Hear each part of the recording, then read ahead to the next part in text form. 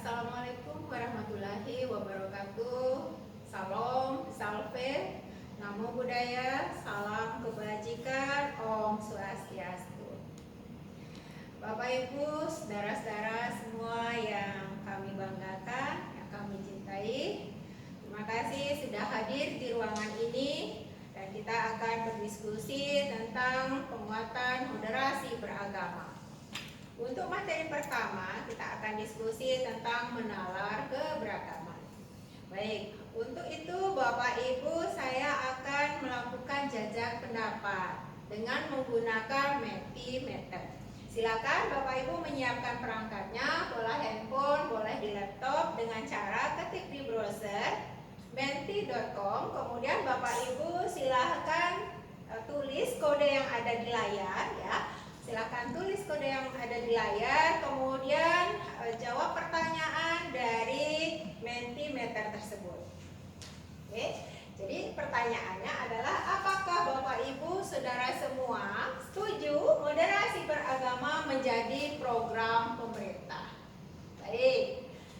Dalam Mentimeter di layar sudah ada 30 responden, Bapak Ibu ya. Di antara 30 responden, 17 responden menyatakan setuju sekali.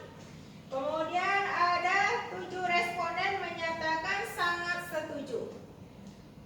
Kemudian di bawahnya setuju, dan yang paling bawah itu ada 8 responden menyatakan sangat setuju banget. Nah, ya.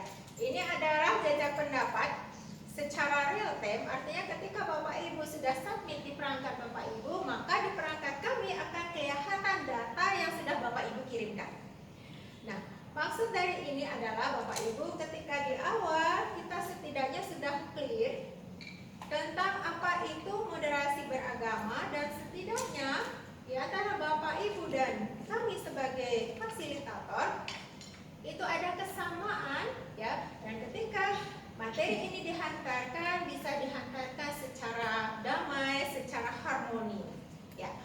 Baik Bapak Ibu, kita masuk ke materi ya. Jadi di awal Bapak Ibu dan kami setidaknya sudah ada koneksi, setidaknya sudah ada feel, sehingga apa yang akan kita diskusikan ke depannya mampu bermanfaat bagi kita semua.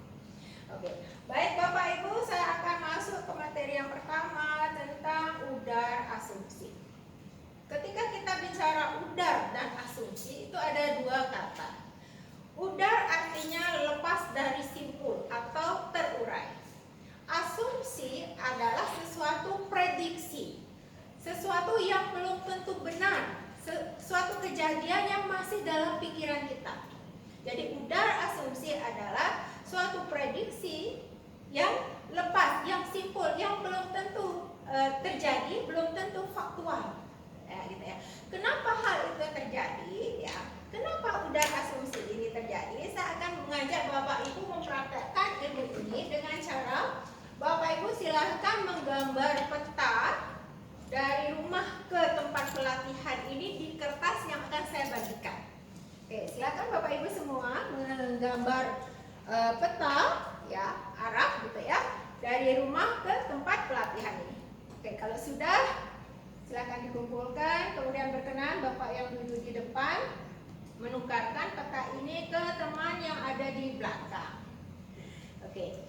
Baik Bapak Ibu, dari diskusi kita ini ya, kita mampu menyarikan bahwa sebenarnya peta yang Bapak Ibu gambar itu bukanlah kenyataan, bukanlah teritori. Kenapa? Karena gambar peta di kertas itu adalah sesuatu kenyataan yang Bapak Ibu lihat sebagai kesan yang terjadi.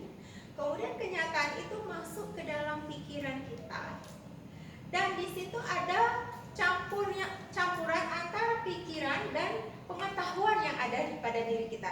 Jadi ada knowledge yang di situ berperan, kemudian ditambah lagi pengalaman-pengalaman hidup, sehingga kesan yang ada secara real, secara nyata itu tercampur dengan persepsi kita. Sehingga Bapak Ibu, gambar yang Bapak Ibu buat itu adalah sesuatu perspektif pikiran yang ada dalam diri Bapak Ibu. Ya. Artinya peta tersebut bukanlah teritori gambar yang ada di alam senyatanya. Oke, kenapa hal itu terjadi? Saya akan mengajak Bapak Ibu dalam gambar ini. Ya, ini adalah tanggal penyimpulan. Ketika di sini ada actual of experience, di mana eksekusi terhadap nilai-nilai atau keadaan aktual yang bisa kita lakukan itu disebabkan yang pertama adanya selected data. Baik, Bapak Ibu, apa itu selected data? Ya, jadi data dan informasi adalah beda. Data adalah sesuatu yang bisa berbentuk angka, huruf, gambar, atau simbol-simbol yang ada di sekeliling kita. Bahkan data di dunia maya itu ada banyak sekali di sekeliling kita, bahkan kita tidak melihatnya. Ya, sehingga orang menyebutkan data yang besar tersebut sebagai big data.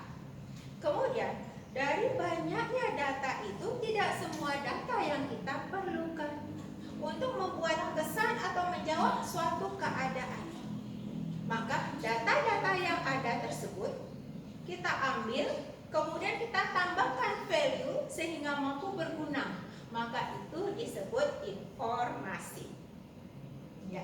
Ketika selected data ini ada hubungannya dengan data dan informasi. Kemudian adanya added meaning. Added meaning artinya menambahkan pemahaman, menambahkan pengertian menurut persepsi kita. Selanjutnya dari added meaning itu akan menjadi asumsi. Asumsi itu adalah sesuatu dalil-dalil yang menurut kita sudah jadi. Suatu perkiraan-perkiraan dari selected data dan added meaning tersebut, ya. Kemudian setelah assumption masuk ke conclusion. Conclusion ini adalah penarikan kesimpulan, ya. Dari asumsi yang ada, ya, kemudian kita buatkan suatu kesimpulan-kesimpulan sehingga menjadi suatu belief. Belief adalah keyakinan, menjadi suatu tindakan sikap perilaku kita terhadap apa? Terhadap data yang sudah kita edit meaningkan, yang sudah kita tambahkan pemahaman. Nah, Bapak Ibu, ketika belief ini terjadi, maka akan menjadi action, eksekusi dalam bentuk tindakan perilaku sikap. Apa yang kita lakukan agar tidak terjadi udar asumsi? Yang pertama adalah Bapak Ibu kita masuk ke reflective learning. Artinya kita merefleksi ulang pengetahuan kita. Kita harus mundur selangkah untuk merefleksi pengetahuan-pengetahuan, kemudian suasana hidup atau pengalaman hidup yang pernah kita dapatkan. Nah, setelah itu ke reflective law, artinya kita merefleksikan ke dalam diri kita. Apakah ini sudah benar? Apakah saya sudah seperti ini dan seterusnya. Oke, Bapak Ibu, demikian tanggal penyimpulan. Mudah-mudahan materi ini bermanfaat dan Bapak Ibu kami sekalian kita semua tidak masuk dalam udar asumsi, sehingga kita bisa membangun perspektif bersama. Demikian yang bisa kami sampaikan. Terima kasih atas perhatiannya.